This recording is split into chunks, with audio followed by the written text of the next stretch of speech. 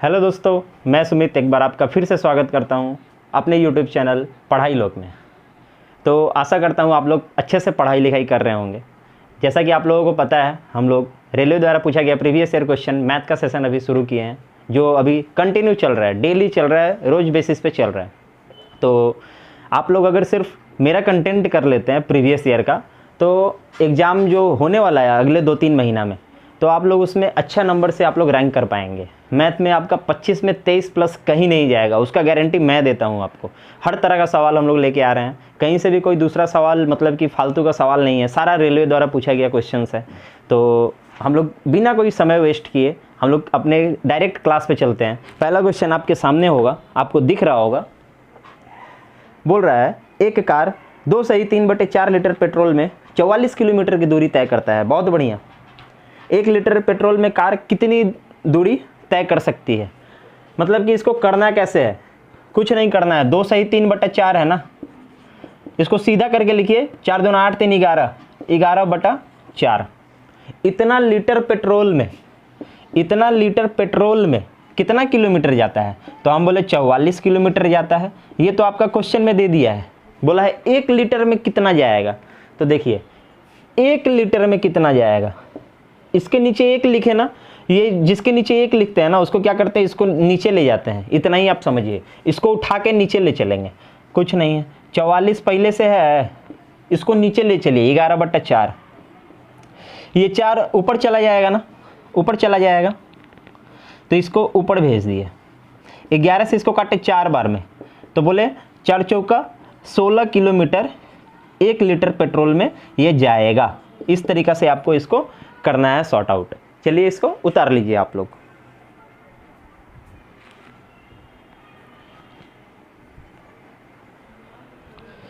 Video रोक के आप लोग लिखिएगा और पढ़ाई लिखाई करिए। बार बार बोलूँगा मैं, पढ़ाई लिखाई करिए। नहीं पढ़िएगा तो वैसे भी कोई पूछने वाला नहीं है।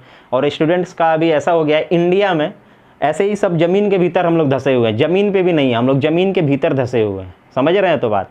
तो पढ़ाई लिखाई करिए, एक चांस जो मिलेगा उसमें ही कुछ करके दिखा देना है अपने को, उसमें ही कुछ करके दिखा देना है। तो मन लगा के पढ़िए, कॉपी किताब हाथ में रखिए, कलम हाथ में रखिए, लिखते रहिए।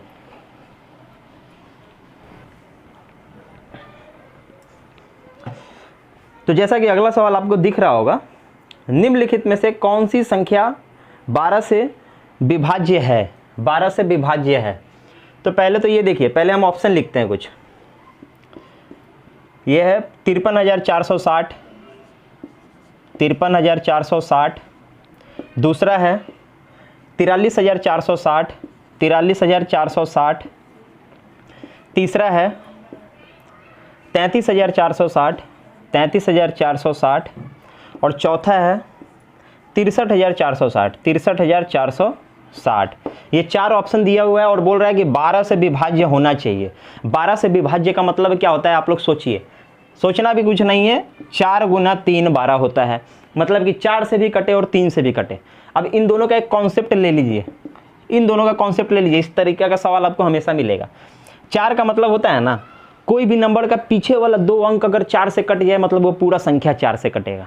समझ रहे हैं? मतलब कि ये देखिए, पीछे वाला 2 अंक अगर 4 से कट जाए मतलब कि 15 चौका 60, ये कट रहा है ना, मतलब कि ये 100% है कि ये 4 से नंबर कट जाएगा। एकदम 100% है, मतलब का अंतिम का 2 अंक कट जाए। अंतिम का 2 अंक अगर 4 से कट जाए मतलब कि ये पूरा नंबर 4 से कट जाएगा। और 3 का क्या है फंडा? 3 का फंडा है ना कि इसको जोड़ते हैं, सब वैल्यू का डिजिट जोड़ते हैं। और जोड़ने के बाद अगर सब का जोड़ने के बाद जो वैल्यू आएगा वो अगर 3 से कट जाए तो मतलब कि वो 3 से कटेगा। मतलब कि आप एग्जाम्पल के तौर पे ले लीजिए, सब के लास्ट में देखिए 60 है, 60 है ना, तो सब के अंत में 60 है, मतलब कि 4 से तो कटेगा, ये 100% है। चारों नंबर 3 से कटने वाला कौन सा है ये खोजना है। तो मैंने क्या बोला कि सबको जोड़िए और देखिए 3 से कटता है कि नहीं। चलिए नीचे से शुरू करते हैं। 6 3 9, 9 4 13, 13 6 19, 19 3 से कटेगा? नहीं कटेगा, मतलब कि ये गया। 3 3 6, 6 4 10, 6 16, 16 आया ना। 16 क्या 3 से कटता है? ये भी गया। इसको देखिए 4 3 7, 7 और 10 17, 17 क्या 3 से कटेगा, ये भी गया। ये देखिए 5 3 8, 8 4 12, 12 6 18, 18 3 से कटता है कि नहीं, बोलेंगे कि हाँ जी कटता है। मतलब कि आप लोग सिर्फ इसी फंडा से, इसका मतलब कि टेक्निक आपको जो पता हो जाएगा, अगर इसका टेक्निक सिर्फ जान जाएंगे आप, तो आप इसको ऐसे ही मुंह से वर्बली आप कर पाएंगे, लिखने का भी जरूरत नहीं है। मतलब कि अपना आंसर हुआ ऑप्शन 1। एक बार फिर से बोलता हूँ, 4 से कटता है कौन सा नंबर, जिस संख्या का लास्ट का 2 अक्षर अगर 4 से कट जाए मतलब कि वो 4 से कटेगा। और 3 से कौन सा नंबर कटता है, तो उस नंबर का जो डिजिट है सारा उसको जोड़ देते हैं, जोड़ने के बाद अगर 3 से कट जाए ना तो वो 3 से 100% कटेगा। तो आपको इसी तरीक़ा से इसको बनाना था, बस इसको उतार लीजिए।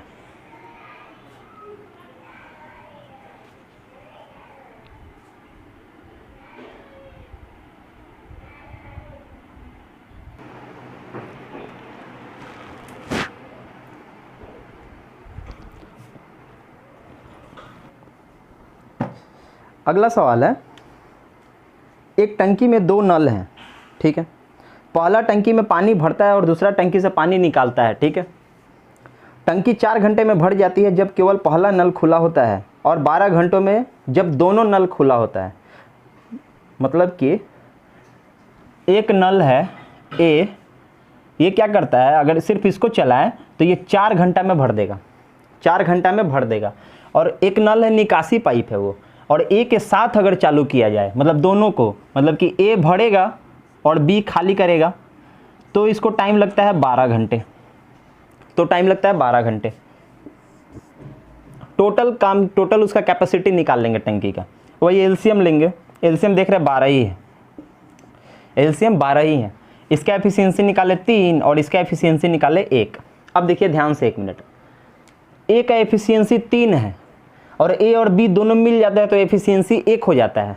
तो इससे ही आप अंदाज़ा लगा सकते होंगे कि ए अगर 3 है तो उससे क्या घटा दे रहे हैं कि मेरा एफिशिएंसी 1 हो जा रहा है। तो हम बोले 2 घटा दे रहे हैं, मतलब कि बी का हम लोग डायरेक्ट बोल सकते हैं कि बी का जो एफिशिएंसी था वो 2 था। अब बोल रहा है पूर्ण टंकी खाली करने में कितना समय लगता है जब केवल दूसरा नल खुला होता है।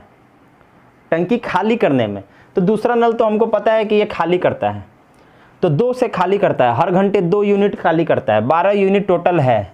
तो ये कितना देर में खाली कर देगा, 6 घंटे में। यही आपका आंसर। इस तरीक़ा से इसमें बनाना था, कुछ नहीं करना था। उतार लीजिए आप लोग।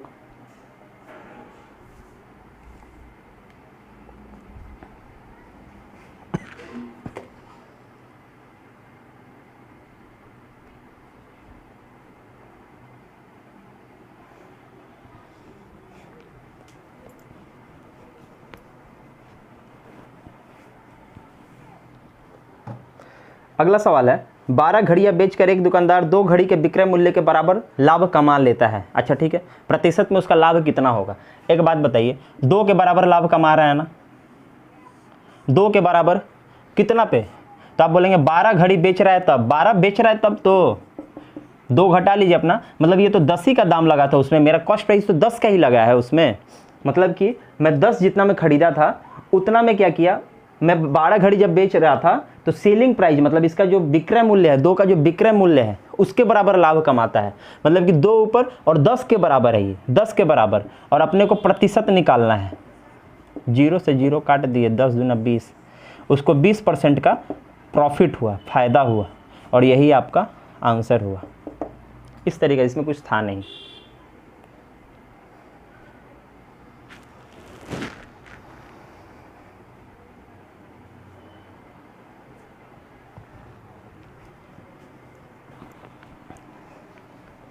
आते हैं अपने अगले सवाल पे।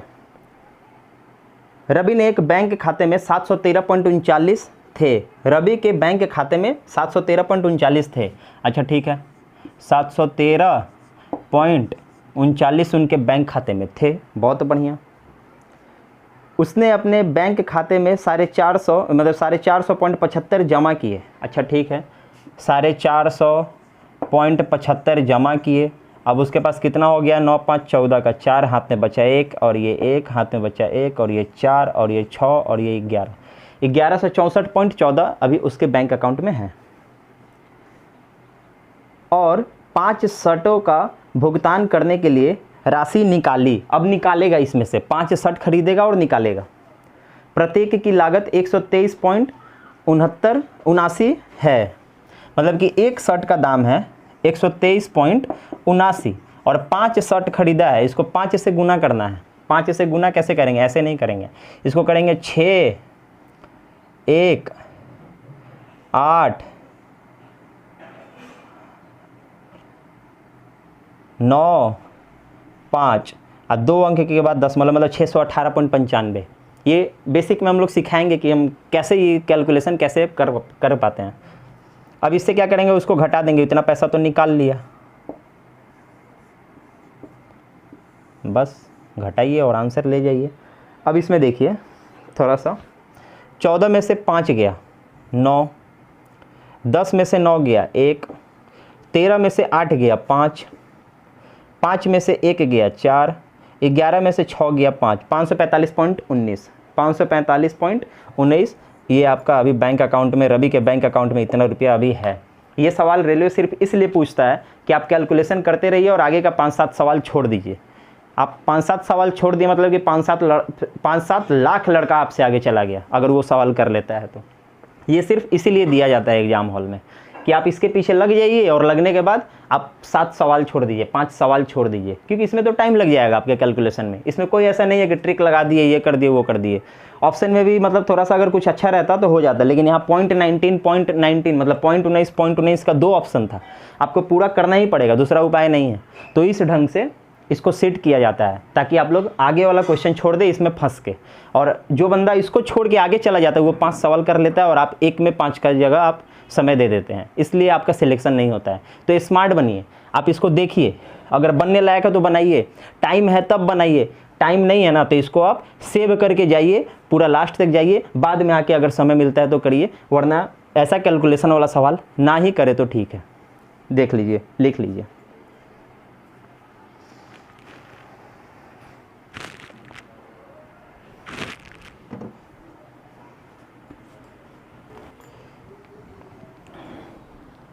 अगला सवाल है, एक समोसा विक्रेता अपने दोस्त के साथ अपनी व्यावसायिक स्थिति पर चर्चा करता है।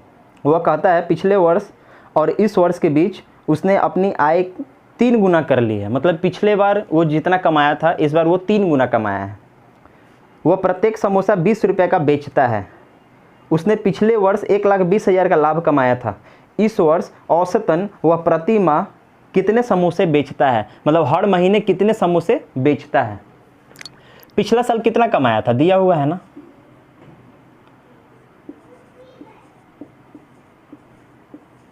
$1,20,000 पिछला महीना कमाया, पिछला साल कमाया था।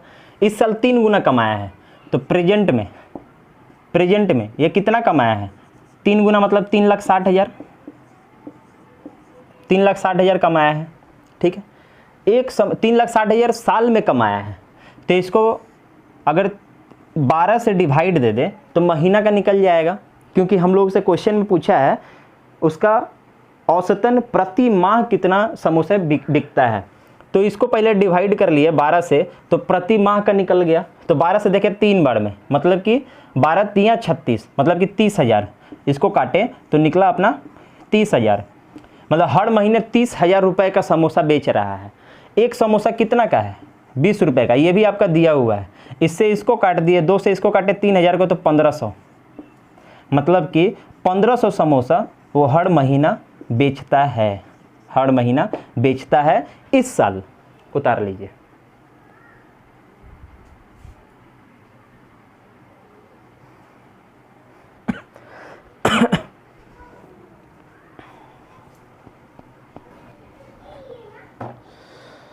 आते हैं अपने अगले सवाल पे। बोल रहा है विमल ने 5,000 का ऋण कमल को 2 साल के लिए और सुमल को 3,000 रुपये का ऋण 4 साल के लिए साधारण ब्याज पर एक ही ब्याज दर पर उधार दिया, मतलब रेट नहीं दिया है, दर नहीं दिया है, और दोनों से ब्याज के रूप में 2,200 रुपये प्राप्त किया है। प्रति वर्ष ब्याज दर की गणना करें। कुछ नहीं है, साधारण ब्याज है, कुछ नहीं है सवाल में।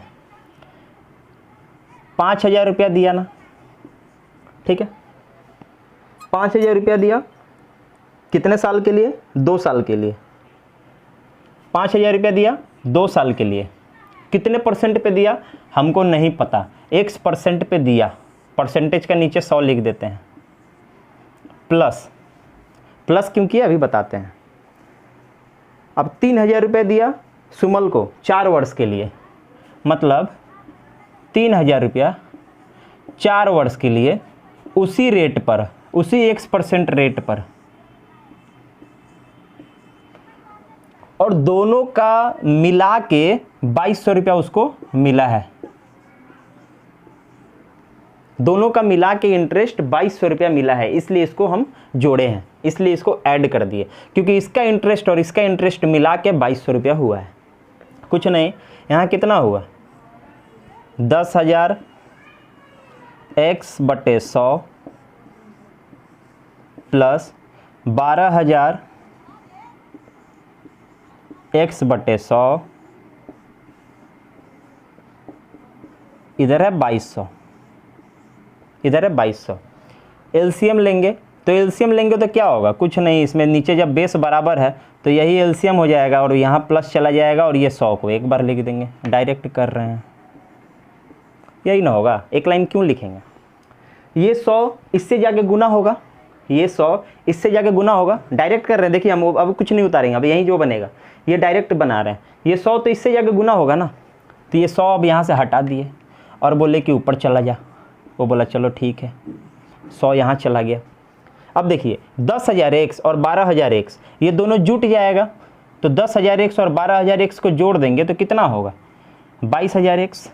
22,000 X को इधर ही रहने देते हैं, इस 22,000 को नीचे लेके चलते हैं, नीचे जाएगा, गुना में है नीचे जाएगा। तो क्या किए हम लोग, इस 22,000 को नीचे लेकर के चले गए, यहाँ से हटा दिए और यहाँ नीचे लेकर के चले गए 22,000। अब देखिए ये 2,200 से ये 2,200 कटा, एक जीरो से इधर काट दिए, X बराबर 10% रेट निकल गया और यही आपका आंसर।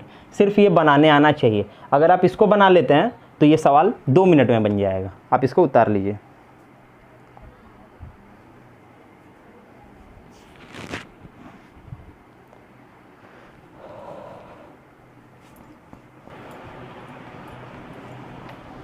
अगला सवाल है,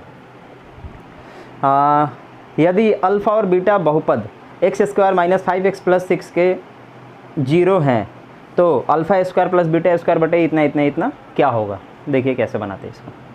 इसका एक दो ठो आप पहले चीज़ देख लीजिए।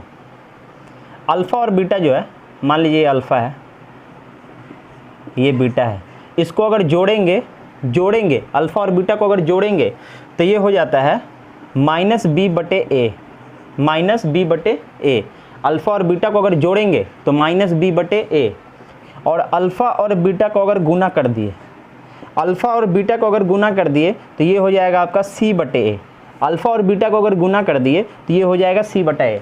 अब एक बार ध्यान से देखिए, अल्फ़ा और बीटा को अगर जोड़ते हैं तो -b/a, और अल्फ़ा और बीटा को अगर गुना करते हैं तो c/a। ये bc क्या है? ये जो नंबर दिया हुआ है आपका x² - 5x + 6, मतलब यहाँ जो वैल्यू दिया हुआ है, वैल्यू यहाँ कुछ नहीं, मतलब 1 है, मतलब कि ये आपका a हुआ, ये आपका b हुआ और ये आपका c हुआ। बस साइन के साथ लेते हैं, अगर अल्फ़ा प्लस बीटा पूछ दे तो -b/a, मतलब माइनस तो फॉर्मूला का रहेगा, b क्या है? b है मेरा -5, तो -5, नीचे है a मतलब क्या?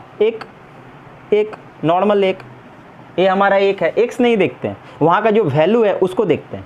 अब अल्फ़ा और बीटा c/a, c मतलब क्या? +6, मतलब कि c है मेरा 6, और a क्या है? वही 1, नीचे 1, मतलब बोल सकते हैं माइनस एक फैमिली का है, प्लस मतलब कि 5, नीचे 1 है, कोई मतलब नहीं है, मतलब कि अल्फ़ा प्लस बीटा का वैल्यू 5 है। अल्फ़ा गुना बीटा का हम लोग निकाले हैं 6 6/1 मतलब 6। तो ये है कॉन्सेप्ट। अल्फ़ा प्लस बीटा, बार बार बोल रहा हूँ, जब भी करेंगे अल्फ़ा और बीटा को जब भी जोड़ेंगे तो -b/a होता है, और अल्फ़ा और बीटा को गुना करेंगे तो c/a, मतलब a हमेशा नीचे रहेगा, प्लस वाले में b ऊपर और गुना वाले में c ऊपर, ठीक है। इसका भी कॉन्सेप्ट दे देते हैं क्यों होता है, उसमें b ऊपर इसमें c ऊपर क्यों होता है। मिल्टन फैक्टर देखिए, ये मिल्टन फैक्टर की तरह आपको दिख रहा होगा। मिल्टन फैक्टर जब भी हम लोग बनाते हैं तो क्या बोलते हैं कि ऐसा नंबर चुनिए जो गुना करने से ये आ जाए और प्लस माइनस करने से ये आ जाए। याद है आपको, मिल्टन फैक्टर जब भी करते हैं तो हम लोग बोलते हैं कि गुना करने से ये आना चाहिए और प्लस माइनस करने से ये आना चाहिए। तो प्लस माइनस करने से क्या आना चाहिए, b आना चाहिए ना, तो इसमें b ऊपर, और गुना करने से ये आना चाहिए, तो गुना करने से क्या आना चाहिए, ये आना चाहिए, मतलब c ऊपर। और a का तो कहीं बात ही नहीं, वो नीचे ही रहेगा। याद रहेगा अब आपको, भूलेंगे नहीं। और माइनस इसका फॉर्मूला में है, ये माइनस इधर ही रह गया, b -5 हम लोग उठा के यहाँ लगाए, a 1 था तो 1, अल्फा बीटा गुना किया c ऊपर मतलब +6 ऊपर, a नीचे 1, इसका वैल्यू निकाले 5 और इसका वैल्यू निकाले 6। अब सवाल में क्या बोला है, alpha square plus beta square, इसको थोड़ा सा सॉल्व करना पड़ेगा। इसको हम लोग छोटा में लिख देते हैं।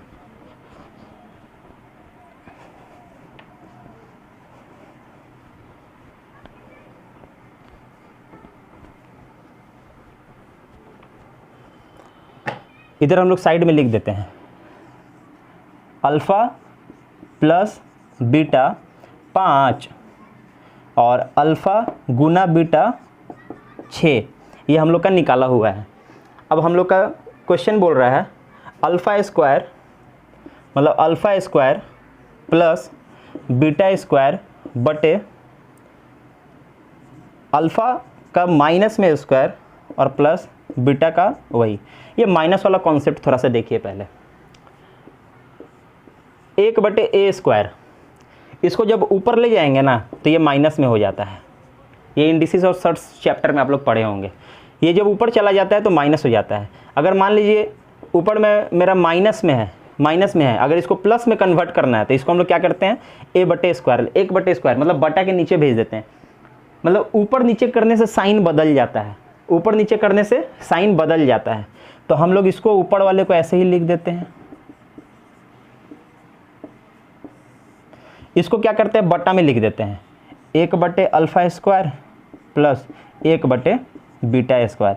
ये नीचे करने से क्या हुआ, मेरा माइनस हट गया। इसको पहले सॉल्व करिए, ऊपर वाला को छोड़ दीजिए, इसको पहले सॉल्व करिए। इसको क्या किए, एलसीएम लिए तो अल्फ़ा स्क्वायर बीटा स्क्वायर, यहाँ अल्फ़ा स्क्वायर है तो ऊपर हो गया बीटा स्क्वायर, प्लस यहाँ बीटा स्क्वायर है तो ऊपर हो गया अल्फ़ा स्क्वायर। मतलब कि इसको अगर सॉल्व किए तो ये चीज़ निकला, ऊपर में तो ये चीज़ है। तो अब देखिए ऊपर में क्या था, alpha square plus beta square बटा नीचे में क्या है मेरा, ये वाला पोर्शन है, ये वाला पोर्शन। तो ये वाला पोर्शन है तो ये तो नीचे जाएगा, beta square plus alpha square. और ये वाला कहाँ चला जाएगा, ऊपर। कहाँ चला जाएगा, ऊपर, मतलब अल्फ़ा स्क्वायर बीटा स्क्वायर। इस तरीक़ा से इसको सॉल्व करेंगे। अब देखिए ये वाला दोनों एक जैसा है ना, तो ये तो ऐसे ही कट गया। मतलब हमको सिर्फ इसका वैल्यू निकालना है और आंसर ख़त्म। तो अल्फ़ा स्क्वायर बीटा स्क्वायर, थोड़ा सा मिटाने दीजिए, कचरा हो गया। हमको निकालना है अल्फ़ा स्क्वायर बीटा स्क्वायर, मतलब अल्फ़ा स्क्वायर बीटा स्क्वायर। हम लोग बोल सकते हैं अल्फ़ा बीटा का होल स्क्वायर है। अल्फ़ा बीटा का तो वैल्यू निकाले हैं हम लोग, 6 तो निकाले हैं। मतलब इसको क्या हो गया यार, अल्फ़ा और बीटा का वैल्यू तो हम लोग निकाले हैं 6 का स्क्वायर मतलब कि 36 आंसर।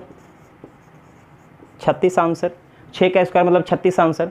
इसको इस ढंग से बनाना होगा। ये भी बहुत लेंदी प्रोसेस है इसका बनाने का, यही तरीका है। आप लोग एक बार कोशिश करिएगा तो ज़रूर बनेगा। आप लोग मतलब कि 2-3 सवाल ऐसा ढूंढ के आप लोग लगातार बनाइए, ये आपका इसी तरीके से बनेगा। उतार लीजिए।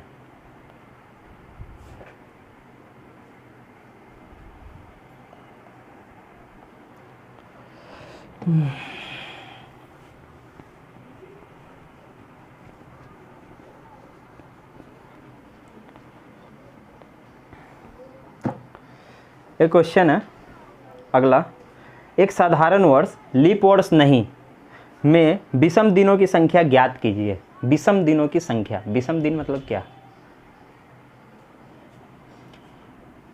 सामान्य वर्ष में कितना दिन होता है? 365।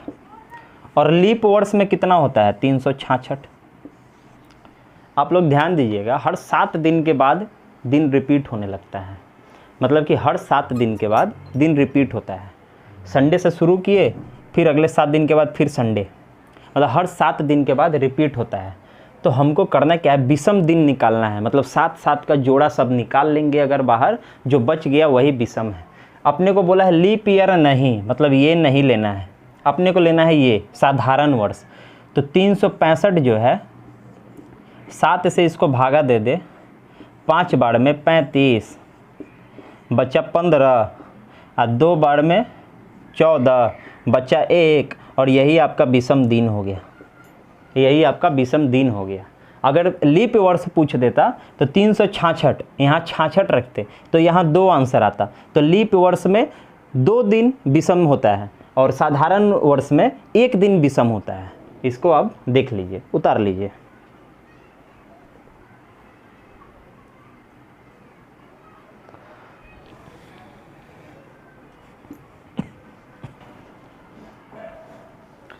अगला सवाल है, 100 छात्रों के एक समूह में प्रत्येक छात्र 8 विषय पढ़ता है। अच्छा ठीक है, 100 छात्र है, एक आदमी अगर 8 विषय पढ़ता है तो 100 आदमी कितना विषय पढ़ेगा? मतलब कि 800। टोटल निकाल लिए। और प्रत्येक विषय 10 छात्र द्वारा पढ़ा जाता है। 10 छात्र द्वारा पढ़ा जाता है, कुछ नहीं था, यही करना था आपको। 0 से 0 काट दिए, 80 आंसर। पूछा क्या था? विषयों की संख्या 80। 80 विषय था टोटल। इस तरीक़े से बनेगा, उतार लीजिए।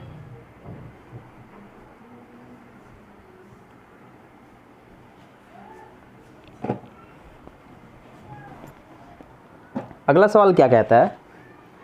किसी घन की भुजाओं को आधा करने पर उसका आयतन कितना गुना कम हो जाएगा? अच्छा ठीक है, कल एक ठो लाया था कि डबल कर देने से कितना गुना बढ़ जाएगा, तो यही देखिए।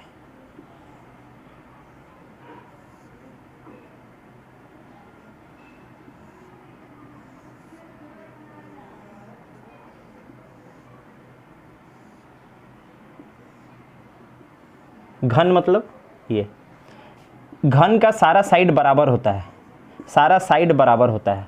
और इसका आयतन निकालने का फॉर्मूला होता है, वॉल्यूम निकालने का, जिसको आयतन बोलते हैं अपने। आयतन निकालने का इसका फॉर्मूला होता है ए क्यू, मतलब कि लेंथ, ब्रेथ, हाइट सब तो ए है, तो ए को 3 बार गुना किए तो ए क्यूब। तो पहले अगर करते तो अपना आता है ए क्यूब, लेकिन अभी क्या किया है, इस ए को आधा कर दिया है, मतलब इसका क्यूब। तो आप देखिए ये क्या होता है, ये हो जाएगा आपका ए क्यूब बटे 8।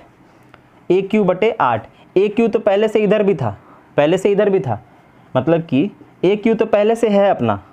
और ये क्या हुआ, ए क्यू तो है लेकिन 1/8 हो गया है, 1/8 हो गया है, मतलब इतना गुना कम हो गया है।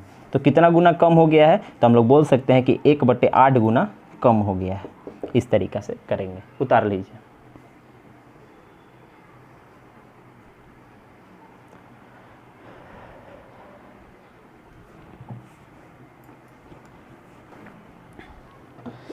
अगला सवाल है, यदि 686 को 4 भागों में विभाजित किया जाता है जिनके अनुपात 1/2, 2/3, 3, 4, तो पहला भाग क्या होगा? पहले रेशियो बनाइए, इसको सीधा सीधा बनाइए। चारों भाग दिया हुआ है, 1/2, 2/3 और 3 और 4। इसको क्या करना पड़ेगा? पहले सीधा करना होगा। ये सब जो उल्टा फुल्टा है इसको सीधा करना होगा। सीधा करना कुछ नहीं, नीचे वाला का एलसीएम लीजिए। सबके नीचे 1 है, इधर 3, 2, एलसीएम लिए 6 हुआ। 6 क्या किए, 6 से सबको गुना कर दिए, 6 से इसको भी, 6 से इसको भी, 6 से इसको भी और 6 से इसको भी। अब देखिए 2 से 3 बार में यहाँ बचा 3 अनुपात, 3 से 2 बार में यहाँ बचा 4 अनुपात, यहाँ हो गया 18 और यहाँ हो गया 24। बस अब कितना रुपया था? 686 रुपया था। ये कितना के बराबर होगा? यही चारों रेशियो के बराबर होगा, तो देखिए 24 और 8 32 और 10 42, 42 4 46 और 46 और 3 49, 49 मतलब क्या 7 7 49, 7 7 49, तो 7 से काटिए, इसको कटेगा ही कटेगा। 7 7 9 63 और 7 8 56, फिर 7 से इसको काटे, फिर 7 से, 7 एकम 7, 7 चौके 28, मतलब कि 14 रेशियो निकला। एक रेशियो के बराबर कितना निकला 14। और पूछ रहा है पहला भाग कितना है, मतलब ये 3 कितना है, तो 3 से गुना कर दीजिए ना। एक रेशियो बराबर 14, तो 3 रेशियो बराबर कितना, तो 3 से गुना हो जाएगा, तो 42 रुपया आंसर। बी का पूछता तो 4 से गुना करते, सी का पूछता तो 18 से गुना करते, और डी का पूछता तो 24 से गुना करते। मतलब कि किसी से भी आप जिसका निकालना है उससे गुना कर दीजिए। अपने को बोला था पहला का, तो पहला का 3 से गुना किए 42 आंसर। इस तरीके से ये बनेगा, इसको उतारिए।